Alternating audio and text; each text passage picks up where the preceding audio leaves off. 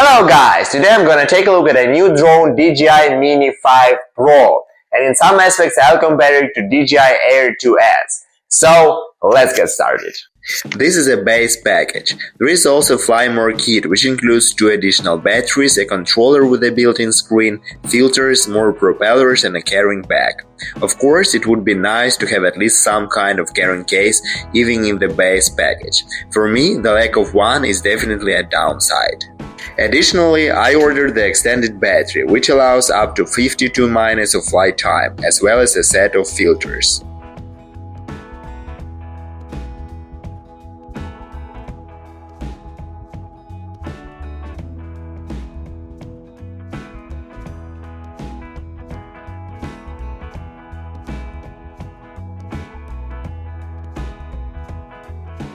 I have already sold my DJI Air 2S, so I'll describe the difference based on my experience. And first of all, its size and weight. DJI Mini 5 Pro is much lighter and more compact. Secondly, its build quality. The plastic on the Mini 5 Pro feels noticeably cheaper and less solid. And build quality concerns not only the drone, but also remote controller.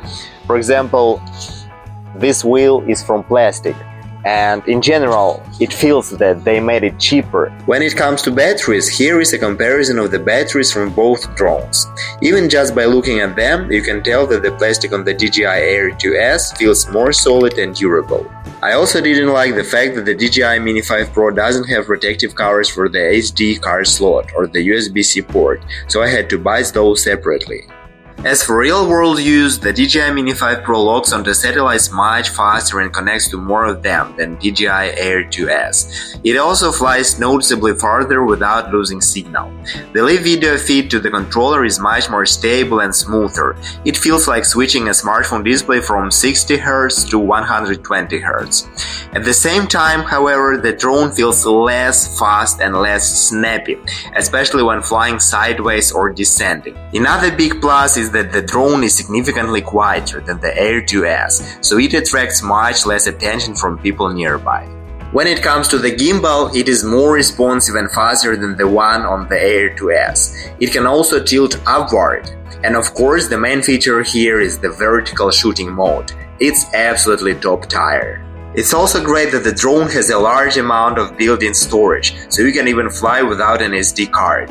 That said, photos take quite a long time to save, especially since I shoot in RAW. On a winter day with a temperature of 3 degrees Celsius, the standard battery drops from 100% to 18% in 20 minutes.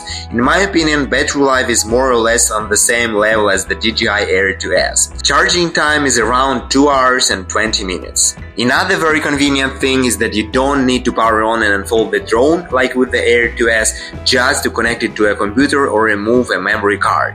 By the way, the drone automatically turns on as soon as you unfold it.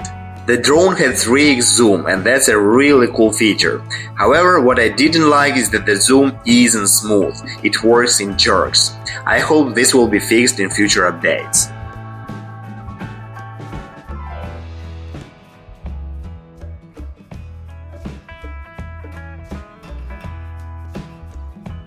As to me, photo and video quality is really good.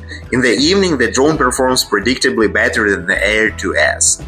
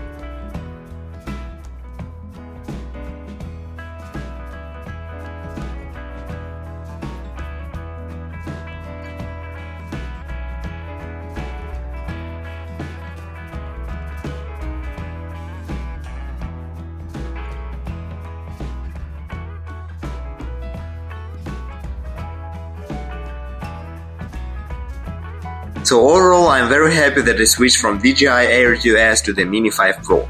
It definitely doesn't have worse photo or video quality. If anything, it's even better. And it offers much more creative flexibility thanks to the gimbal that can shoot vertically.